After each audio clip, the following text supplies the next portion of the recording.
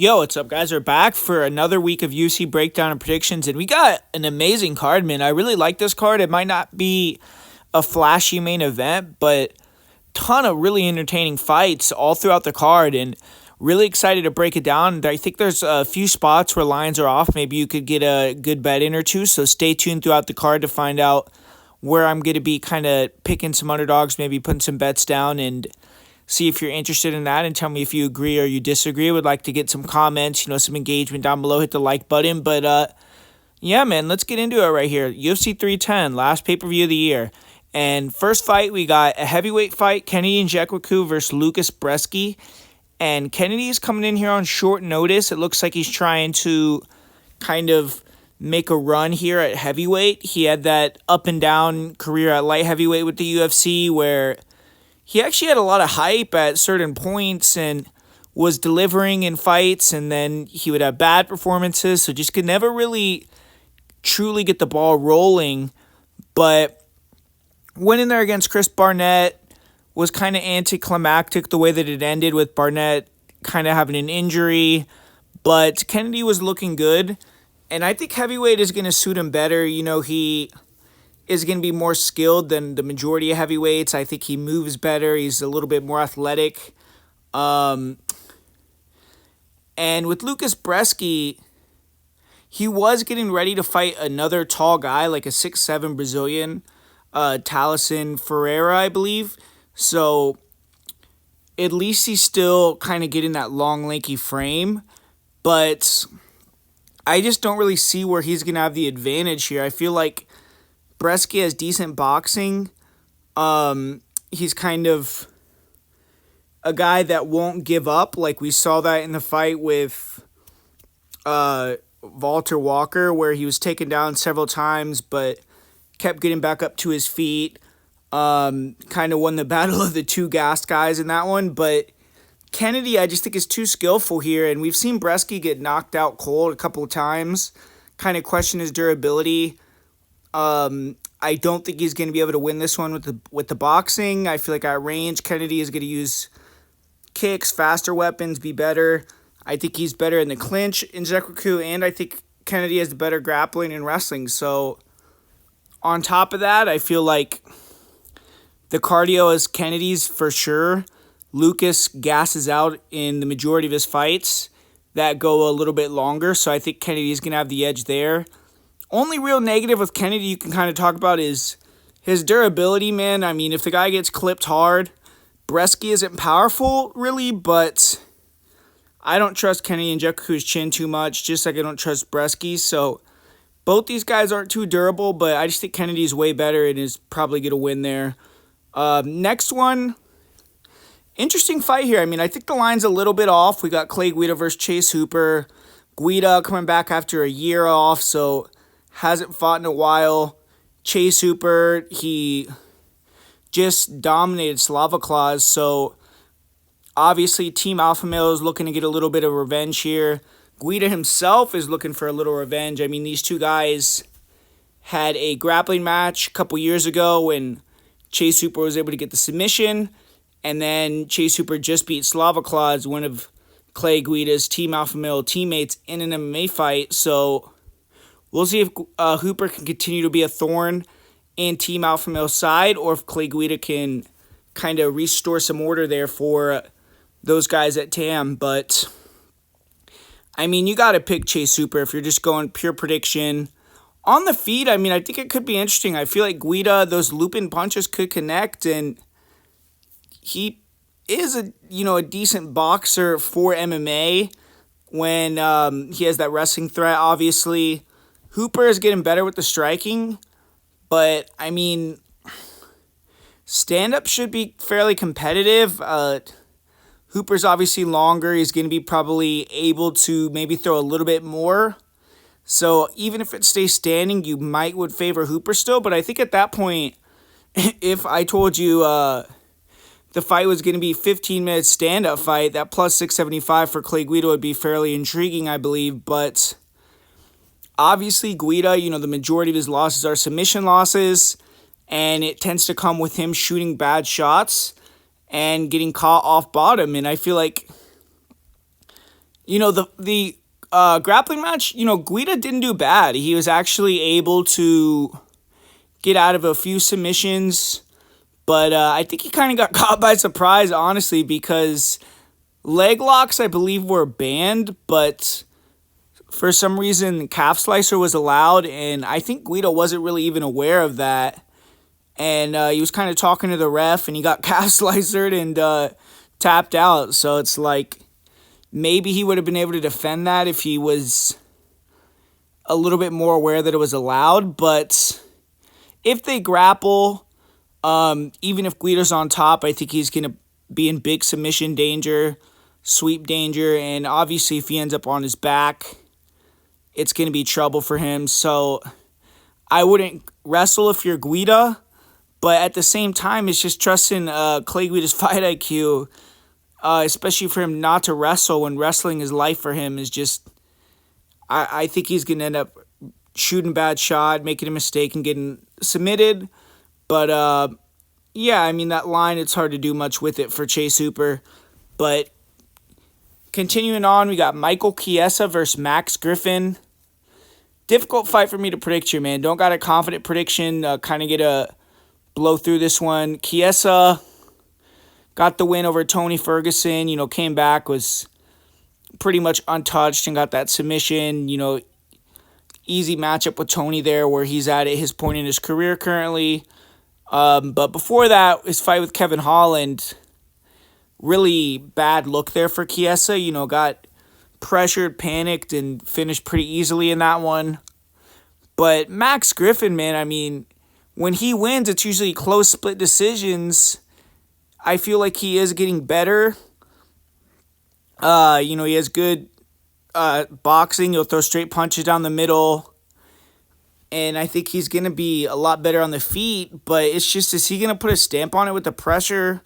Or is he going to let Chiesa kind of hang around in the stand-up, mix in some kicks, make it kind of competitive, and then get a takedown or two and kind of steal the fight? Or if Chiesa can get to the back, he's always going to be very live to get that rear naked choke. So I just don't have a good read on this. I feel like if Griffin can give some big resistance early, Chiesa could maybe wilt. Griffin's been more active. I think he maybe is a little hungrier, but man, if Chiesa shows up a good version, I think he'll probably be able to get this win. But I'm going to slightly lean with Max Griffin here. But like I said, this is probably my least confident pick on the card, or one of my least confident picks. But man, this next one, this is another hard fight to call, close fight on the money line too. And Cody Durden taking on Josh Van. The thing with Josh Van is the guy is a big fan favorite, came on the scene, and he's been super active, man. I mean, this is already, his third, fourth fight of the year for this year. Had a lot of fights last year in the UFC, and I think this is his sixth fight with the promotion, so he's been racking them up. But Durden is the same way, man. I mean, Durden jumped in on short notice against Matt Schnell, turned it around pretty quick to get this Van fight, and yeah, this is going to be a scrap. I mean, Cody Durden always is good for that shit talk before the fight starts. He makes guys a little bit emotional, makes the fans, hardcore fans, a little bit more interested in the fight. And these guys have been talking back and forth, so that's going to be a little bit of a factor. I think that Durden definitely wants Van emotional, overextended, being aggressive, so he could get that wrestling going. But it's going to be really entertaining. I mean, Durden, I think, is the better fighter, and Josh Van is going to have to catch him or, get him tired, wilt on him, and win that way. I think it's going to be hard for Van to win with cardio here, honestly, because I don't want to say people overrate Josh Van's cardio, because I don't think that's true, but he doesn't use a lot of energy with the style a lot of the time. He blocks a lot of shots. He's coming forward. He's kind of being calm. He might take some damage, but he could, eat it and keep coming forward at this point in his career. And, ultimately, though, I feel like when he's forced to wrestle or fight at a higher pace, he will slow down. We saw that in his fight with Devin Jackson. And that's really the only real American wrestler that he's fought. He maybe has fought some other guys that have grappled him and tried to do certain things, but I feel like that's really the only kind of proximity fighter that he's fought in comparison to Durden, and he did end up getting submitted in that one. But yeah, I think the game plan for both guys is going to be pretty evident here. Josh Van, he's going to try to put the pressure on Durden, go to the body, make Durden work for the takedowns, try to cut him off, force more pocket exchanges, and if he can, land some big punches, get Durden to panic, and get him out of there. And for Durden, I think he's going to want to be leg kick heavy. I think he's going to want to really push the wrestling very high, which he always does. Super high pace with the wrestling. And if he could do that, I think that he could get Van tired. And obviously it's going to get him tired, but I think Durden will be able to keep the pace a little bit better if he can implement his game plan, which is a lot of top pressure. And I like the fact that, Durden, he's been training with Pantoja for this camp, and that's going to get his grappling sharp. I think he could get a submission here. It's just that if Durden slows down a little bit and Van still has that juice and can go to the body early in a round and kind of stun Durden or get him out of there, then we could see Van get that late finish. But I think Durden's striking isn't bad. He needs to use calf kicks. I think he could land some big punches if he could set up some takedowns and establish that, kind of get Van thinking wrestling. He can land some big shots. So, yeah, I just think Durden, a little bit more experienced fighter at this point in his career, a little bit more well-rounded. And I think that his cardio is going to hold up a little bit better if he could make it his style of fight. So Durden, for me, is going to be the prediction there. But really good fight there. And this next one, going to kind of go through this quick because we already did a breakdown with Chris Weidman versus Eric Anders. Last one, Anders pulled out kind of right before the fight started. But that does have me a little worried just because Weidman is going to have to cut a little weight again. This is at 195, not 185. So theoretically, they both should be a little bit fresher, better on fight day. But yeah, I still got Weidman. I mean, I think the Anders, if they had a straight kickboxing fight, unless Anders just catches him with something crazy, which, he's not known for that, Weidman has the better boxing and probably the better kicks. And Anders recently has won a lot of his fights with the clinch, being the bigger guy, being able to kind of maul.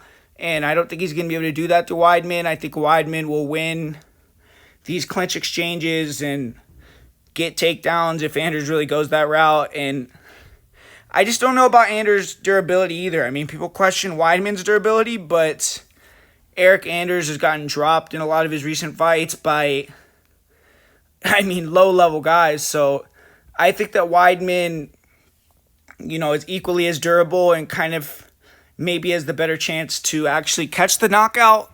But I actually like this fight to go over, really, to be honest. And I'm going to lean with Chris Weidman here. So there's the early prelims.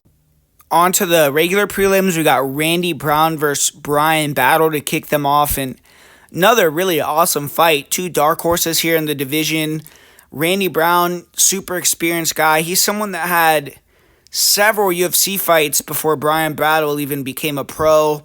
He has more fights in the UFC, I believe, than Brian Battle has total fights on his record. And he's fought the higher level competition overall. And recently he's been doing really well. I mean, his only loss in kind of recent times was against Jack Della, who's in the top 5. Brian Battle, he's been on a big run recently, doing really well. Had the loss to Hinat Fakhretdinov, but has been unbeaten at 185 since, pretty dominant. Or 170, excuse me. And these guys kind of have different styles. You look at Randy Brown, obviously he likes to stay long, use that reach. I believe he's the tallest welterweight in the UFC. But Bryan Battle can kind of match him in that, where he's only going to be at a 1-inch reach disadvantage. He's going to be, 6'1" to 6'3", so pretty similar heights here. And I think that's going to be a big advantage for Battle, because if Brown can't really keep that distance and Battle can back him up, Randy can he's good at range. He can evade a lot of shots with his head movement, and he's good at, keeping one hand up and blocking and kind of parrying a lot of shots. But he will kind of duck and dip into punches and kicks, especially if you can back him up. He can pull back with his chin in the air. And Battle is the same way. I mean, the guy has very little head movement, so both these guys are going to be there to hit. But I just kind of think Battle's a little bit more durable if it becomes a war. Randy is going to want a point fight, kind of land his big shots and try not to get hit. And as far as the grappling goes, I mean, maybe Randy has better jiu-jitsu, but I think that as far as MMA grappling, Battle has the advantage there. We saw Zaleski get to the back of Randy Brown a few times, and I think if Battle can get into these dominant positions, he'll be looking to do damage a little bit more with ground and pound, things like that, and that could be a path to victory, a path to wear down Randy and then end up finishing him. So I just think Bryan's a little bit fresher. I think that he has a lot of confidence right now, and he is going to make it a killer be killed type of fight. And I think that he's the more durable guy, so I'm going with Bryan Battle here. I get that Randy Brown is definitely skilled. I think that the line is a little wide, but, if I have to predict it personally, I just think that Bryan Battle is going to end up breaking Randy Brown and finishing him either in the second or third round. So give me Bryan Battle to get the victory in that fight. And, yeah, man, moving on to another amazing fight here with Movsar Evloev and Aljamain Sterling. This fight was going to be in October, but obviously, it didn't end up happening. It's going to go down on Saturday. And Evloev, 18-0, 8-0 in the UFC, big favorite. And his last 3 wins are impressive. I mean, the guy beat Arnold Allen, he beat Diego Lopez, he beat Dan Ige, but still doesn't really have a big name. Doesn't have any finishes, isn't really that active. He had a marquee fight with Topuria actually scheduled that didn't end up happening. And, I mean, now he's getting that chance, though. He's going to be able to potentially take out a former multiple-time UFC champion, the guy with the most title fight victories in the history of 135, who moved up to 145 in April and just dominated Calvin Kattar, a perennial top 10 fighter.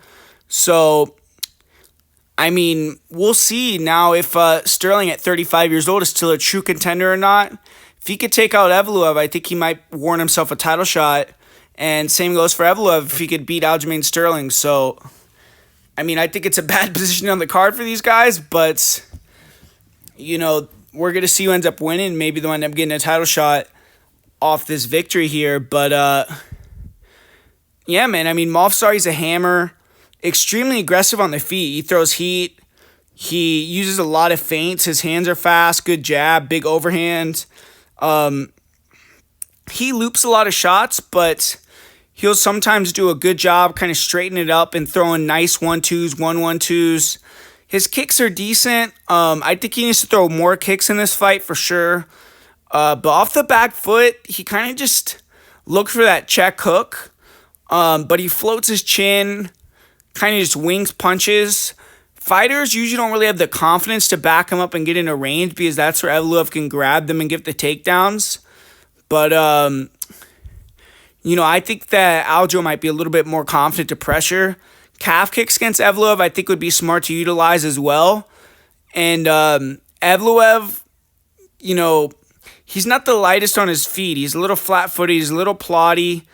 But he's good at kind of getting his striking going for a couple minutes, being evasive, and then surprising with the takedown and just kind of controlling you, getting you a little bit more tired, and then being even more evasive on the feet when you're slower and kind of just racking up the points, using the jab, touching you.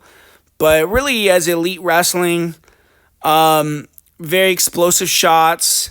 He likes to go single leg when he's in orthodox a lot of the time, and then usually when he shoots his doubles, I mean, almost always you see him come with the right hand, switch stance, and then shoot the double leg. He'll catch kicks well as also and get on top that way. But he isn't really a jiu-jitsu fighter. It kind of puts him in some bad positions on the ground. I mean, we've seen him be in some deep guillotines when he fought Mike Grundy, Nick Lentz. Diego Lopez had him in some big trouble as well. So he's shown he's really hard to submit, but he'll also put himself in some real vulnerable positions where eventually you're going to get caught potentially in those spots. But Evloev, his cardio is insane. He only got tired in one fight, really, which was against Hakeem Dawodu.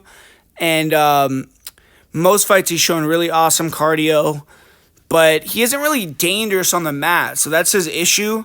He doesn't have the best jiu-jitsu control. I mean, we saw Arnold Allen expose the back to stand up on Evloev quite a few times, and there wasn't really a lot of danger factor there. So Evloev just needs to get a little bit better with his control. I would, try to implement a little bit more submissions into the game or ground and pound, but obviously the guy's undefeated. He's really difficult to beat. And Aljamain Sterling is going to try to solve that puzzle. And Aljo, I mean, he's obviously one of the best fighters in the lower weight classes of all time. On the feet, really fast, great movement. He's constantly stance switching. He could fight off the front or the back foot. And he likes to be the pressure fighter normally. Cuts the cage off very well. He likes to stay active with a lot of straight punches, kicks. He goes to all parts of the body. And he's really solid at evading punches to the head and then kind of coming back with his own shots. And you'll get creative. You'll mix in elbows, knees.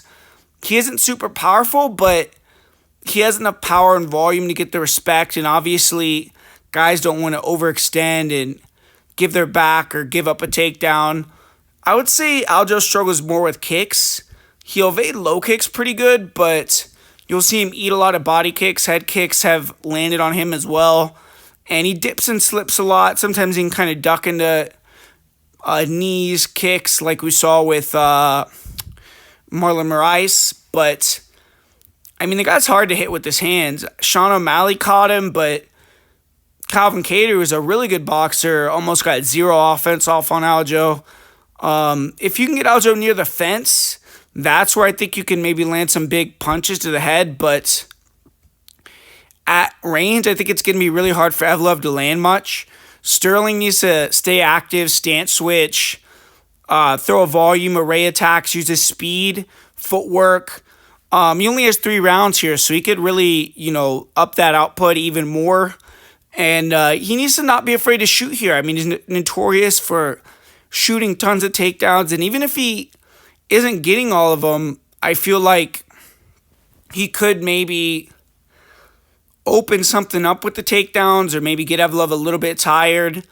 I don't really see him getting takedowns in the open mat, but up against the cage, he has the chance. I mean, he could get a trip. He could work his way to the back. And Sterling, he can't just shoot and sit on all fours here like he did against Cejudo. I think that would be a bad look. But, if he is taken down, he needs to try to work back up really fast. He needs to not be afraid to shoot off submissions, because I think that if he gets active with subs, maybe he could win, even if he's on bottom. And I think the line's off. I mean, I get Evloev's undefeated. He looks really good, but Sterling has the tools to win here. He has the speed edge. I think he won't be afraid to throw kicks. And he needs to pressure. He needs to use volume. He has to switch stance. He has to try to take away the jab with the movement and switch stances. And if he's taken down, I think he can give his back to stand up, but I think he could shoot a lot of submissions where he can kind of keep Evloev busy, keep Evloev defensive, and be winning even in all areas. If he gets on top, I think he has a good chance to finish. And I don't really think Evloev is going to be able to land a lot on the feet. He doesn't have the greatest kicks. I just think that Aljo is going to be very evasive for him. So I don't know, man. I mean, Sterling's cardio is elite. I think he should be at minimum be able to match the cardio, if not kind of have a slight edge due to the 5-round experience. So I'm going to edge this to Sterling, man. I think that you can never underestimate the heart of a champion. Kind of Sterling's last stand to potentially get another title shot at a different weight class. I think he's someone that's been perennially underrated, underappreciated, so he still has a little bit of hunger due to that. And I think he's going to be faster. I think he's going to be the better mover on the feet. He's going to be ready to kick. He's going to be ready to scramble. And I think he's going to be ready to throw up a lot of submissions. So I'm going to say Aljamain Sterling wins this one, very likely via decision. And coming up next year, we got Vicente Luque versus Themba Gorimbo. Not a big fan of this matchup here. I mean, Themba, if he had better striking, I would pick him, but I just don't think he's going to keep the range and be able to move and land on Luque. If they keep it standing, I just think Luque will be slightly better, even though he doesn't like to get hit. You know, maybe Themba could land a power punch like we've seen him land on other guys, but I think that Luque will be the slightly better stand-up fighter. And if they grapple, I mean, Themba maybe could get him down, but I think that Luque will create scrambles and be able to kind of be the better jiu-jitsu guy. I think he could get the submission here, and that's kind of where I'm leaning. So I'm going to say Luque gets a front choke submission in this fight and gets the win over Themba Gorimbo there. Continuing on, we got Dominic Reyes versus Anthony Smith. You know, Reyes is a huge favorite. I feel like he's going to be too fast. He's going to move and be able to land on Smith and maybe knock him out early or win a decision here. Smith is going to have to pressure and try to find a shot, which is definitely plausible because I think people are way too confident in Dominic Reyes' chin just because he knocked out Dustin Jacoby. I mean, if Reyes gets clipped hard, I think Smith maybe could pull it out, but Smith just has been looking terrible recently. I feel like Reyes is going to have a big speed and movement advantage. He's going to be able to touch Smith and kind of pot shot him. Smith, you know, could get taken out early, or he could kind of go into that defensive shell and cruise his way to a decision loss. So I am leaning towards Reyes, but I think the line's off with someone that has that type of durability problem. I mean, maybe Smith could make something happen, but I think Dominic Reyes should win that one. Next fight here, Nate Landwehr versus Dooho Choi. This is a banger. I mean, this is going to be one of the best fights on the card, I believe. Landwehr, been a fan favorite.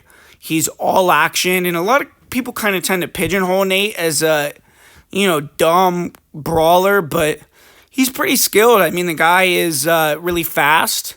He bounces in and out of range well. He has nice kicks, a lot of front kicks to the body, a lot of leg kicks, and he kind of chips away, and then he's fearless in the pocket, man. I mean, he could sometimes get clipped in the pocket and hurt, but he uses his feints, his jabs to draw out return shots, and then tries to come back with big counter right hands. And he's dangerous. He could put you out with the straight right hand. He could put you out with the big hooks. He could put you out with the uppercuts. But fighters have been able to time Landwehr, crack him back with big counter punches. He's been caught with knees.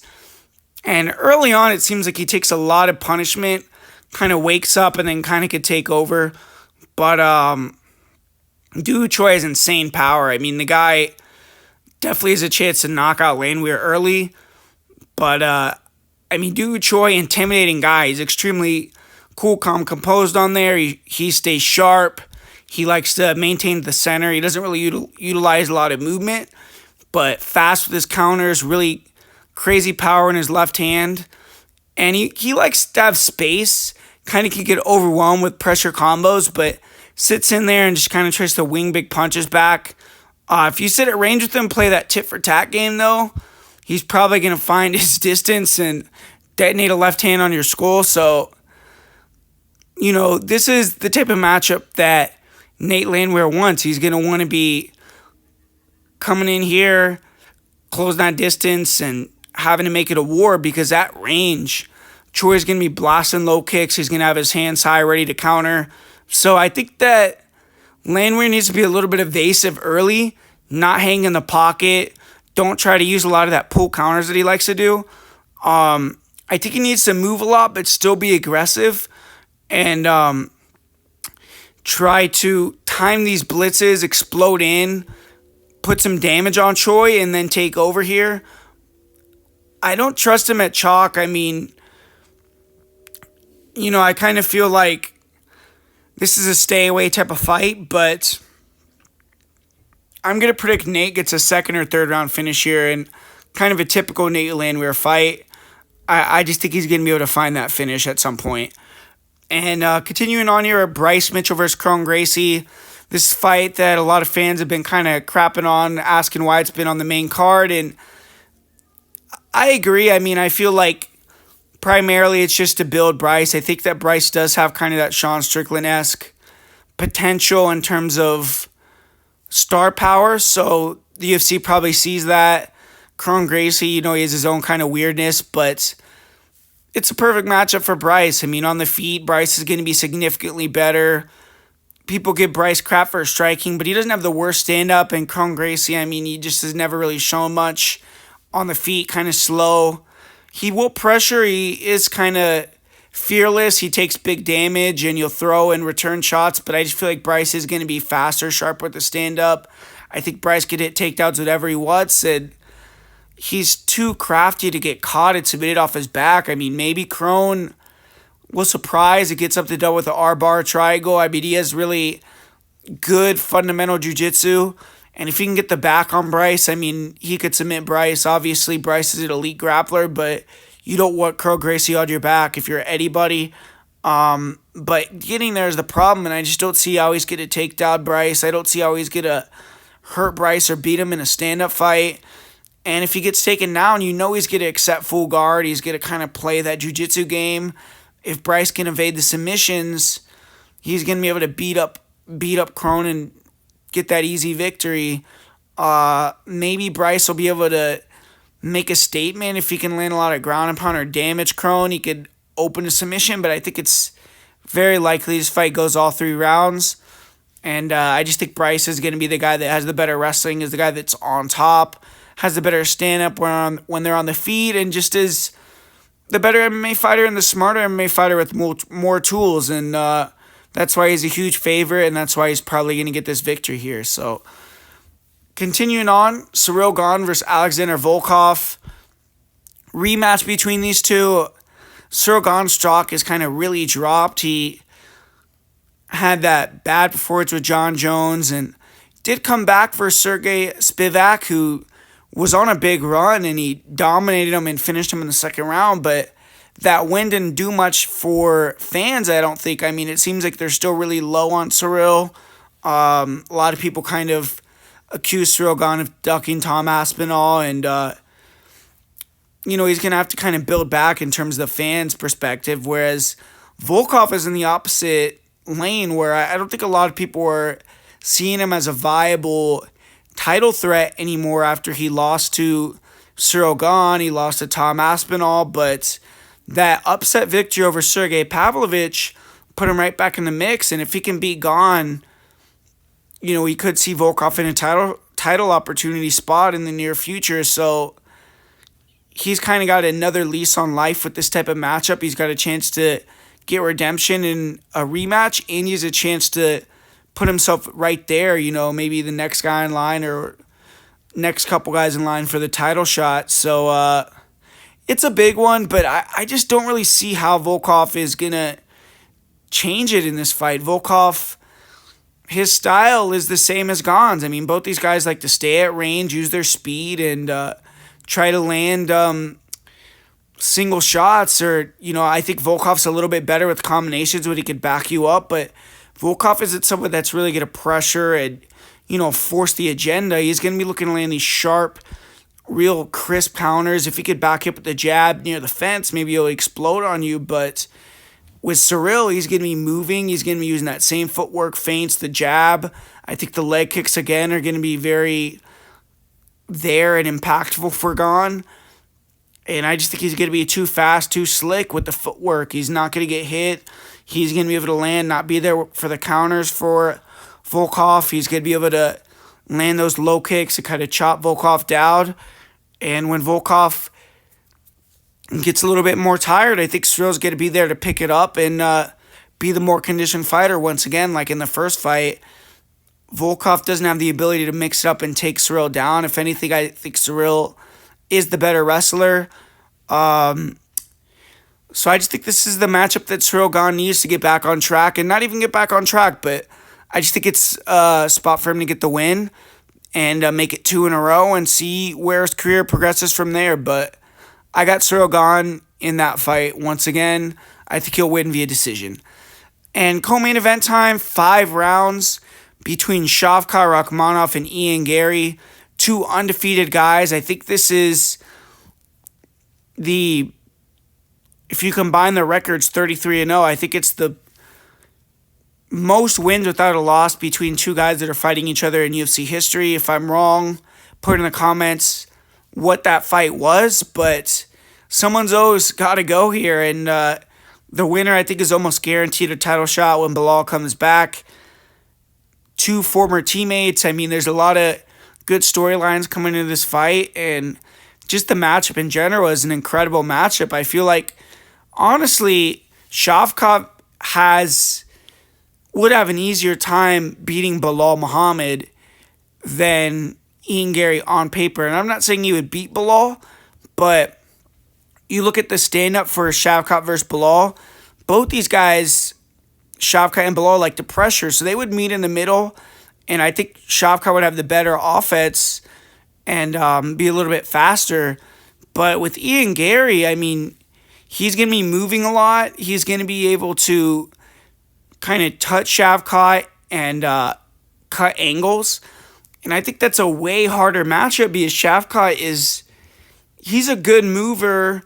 He's fast, and he's just all offense, no defense, though. And if he can't catch Ian Gary, I think that he's going to have a really hard time keeping up with the volume, and he's going to get hit with a lot of numbers.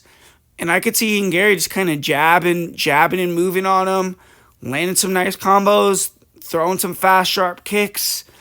And one thing I don't like about Shavkat in this matchup potentially is he does try to catch kicks a lot. I mean, if Ian Gary could feint low and go high with the kick, he could turn Shavkat's lights out. But with Shavkat, we got a guy that freaking, man, he should have been born in ancient times, man, and been a warrior in that sense, because this guy just comes forward like he doesn't care. He has an incredible chin. I mean, we saw with Jeff Neal, the guy was just taking crazy damage, and he has really good offense. I mean, he'll throw nice straight punches, great knees, heavy kicks.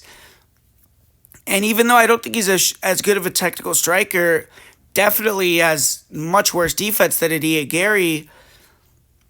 If he can connect, I think Ian Gary's been dropped before. He doesn't have that same durability, and I'm a little worried Ian Gary could be winning this fight, get rocked, dropped, put on his back, and either finish right away or taxed quite a bit with the top pressure of Shavkat after he gets hurt, and then not being the same after that. So Ian, he has a harder night in terms of he has to kind of be perfect for all 5 rounds. I mean, yes, he potentially could knock out Shavkat, but Gary isn't really a super heavy puncher. Maybe a head kick, like I said, but more than likely, if he wins, it's going to be him having to be perfect for 5 rounds, hitting, not getting hit, cutting angles, using his cardio, his speed, his distance control, his striking. And for Shavkat, he has the opportunity to end the fight with one big shot, either on the feet, or if he can get on top, he could finish it on the ground as well. So he doesn't have to be perfect for 25 minutes. He could be losing for nearly the entire fight and still be able to get the win. I think a lot more likely than Ian Gary. But, man, I mean, I think the stand-up, unless Shavkat can catch him, I think Ian Gary is going to get ahead and be the better stand-up fighter overall. And Shavkat's grappling is elite. I mean, if the guy gets on top of you, he has some of the best top pressure in the sport. His submission game is, almost second to none. He has excellent ground and pound, super methodical. You're not going to stand up from under Shavkat. And, if Ian Gary ends up on bottom, he's going to be in big trouble. But Shavkat's wrestling is not necessarily all that. I mean, He doesn't really have explosive level changes. He had a really hard time taking down Stephen Wonderboy Thompson. I mean, couldn't take him down in the first round. Second round, he did eventually single leg him, but it wasn't easy for him to get Stephen Thompson to the ground. And I think that Ian Gary, younger, fresher, if he has that takedown defense against the cage on point and is able to work his way off the fence, Shavkat's going to have a real difficult time taking him down. I don't see him taking him down in the center of the octagon. And if it could stay standing, I think that the value's all on Ian Gary by far. So personally, I mean, I think Ian Gary, people shitted on his last performance, but I think it showed a lot and it gave me more confidence in him in this fight because his grappling looked really good there. And even though he was fighting MVP, who's not necessarily a good grappler necessarily, it was still impressive to me. And I think that, you know, that kind of gives me a little bit of confidence that Ian Gary's working hard with the right guys and he could keep this fight standing and get the job done here. I mean, he's confident. He's going to be ready to go. And I think he's a real hard stylistic matchup for Shavkat. If this fight was lined to pick him, I would pick Shavkat. But where the line is at, man, I'm going with Ian Gary all day. I think he has huge value. I think this fight should be lined closer to Shavkat, like minus 160-ish than where he's at now, which is crazy. And so, yeah, man, give me Ian Gary. Give me him to use that distance control, use his footwork, cut angles, jab and move on him and win a decision here. And I'm going with Ian Gary to be the fighter that keeps a 0 in that matchup as a big underdog here. But, yeah, man, finally we got the main event. Alex Pantoja looking to make another title defense at 125.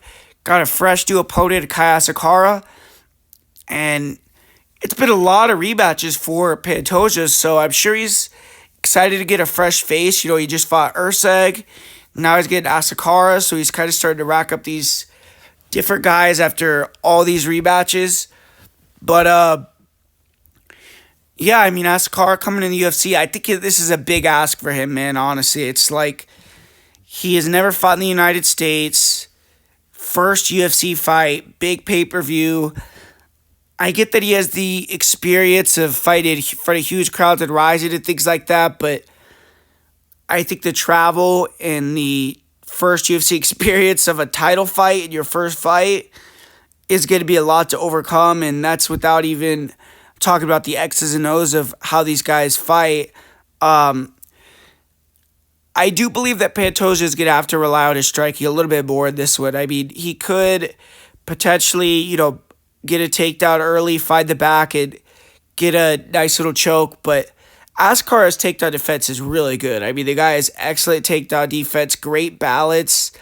He was fighting Walter Archuleta, who's a really big guy. I mean, way bigger than Pantoja, who has excellent wrestling in his own right. And Asakura was able to keep that fight standing for the most part. Eventually got the knockout win. And, you know, his takedown defense is really solid. I just don't think that Pantoja is going to be able to take him down with ease like that. It's going to have to be, he's going to have to make it a dogfight and then establish the takedowns. But I think that America Top Team is going to have a good game plan as well because they've already seen Asakura multiple times with Kyoji Horiguchi. And I think the last time that Horiguchi fought Asakura, he had a really good game plan for that fight, which was centered around calf kick heavy, which that's an American Top Team staple right there, those calf kicks. And being patient, using a lot of feints. I think that that's what Pantoja has to do. Obviously, Pantoja likes to get wild and open up and blitz in. And that's where Asakura's going to have the chance. I mean, if you look at Asakura, he's debuted with the UFC, but the guy is a good grappler, especially if you get on top. He's dangerous, nasty elbows. Submission defense is good, and like I said, he has good takedown defense, but he's a sniper on the feet. He wants to have that distance. He wants to catch you coming in with straight punches. If he could back you up, he's really good at ripping the body to open up the head, and he has really fast hands. He has nasty knees as well.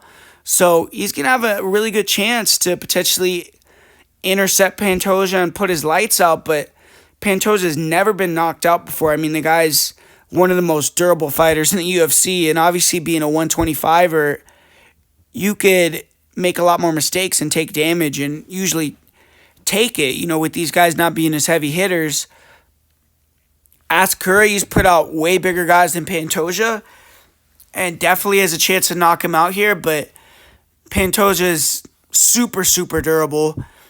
And I think Pantoja, you know, he needs to use the calf kicks, man. The calf kicks are the key to victory for Alex Pantoja in this fight. I think if he could feint, be patient early, and still be the same Pantoja. I mean, he's still going to blitz in, be wild. He's still going to probably have to take a few heaters and eat them. But if he has a little bit more composure, he's not just super one-track minded with the takedowns, at least early on, get some calf kicks, he's going to be able to land those calf kicks clean and do some damage to Asakura. And I think that when Asakura's, you know, a little bit more worried about those kicks, then that's where Alex can come over the top with big punches. He can land heavy shots. We've seen Asakura knocked out cold, and I think Pantoja could even knock him out. But if Pantoja can get the hands going, then that's when he could eventually mix in those body locks, find his way to the back, get the grappling, and you know, get that submission and start to take over this fight. And Asakura, if he wins, I think it's going to have to be within the first 3 rounds, and it's going to have to be him catching a knockout. I just don't think that after a while it's going to be viable for him to have that power and sharpness to land that counter off the back foot.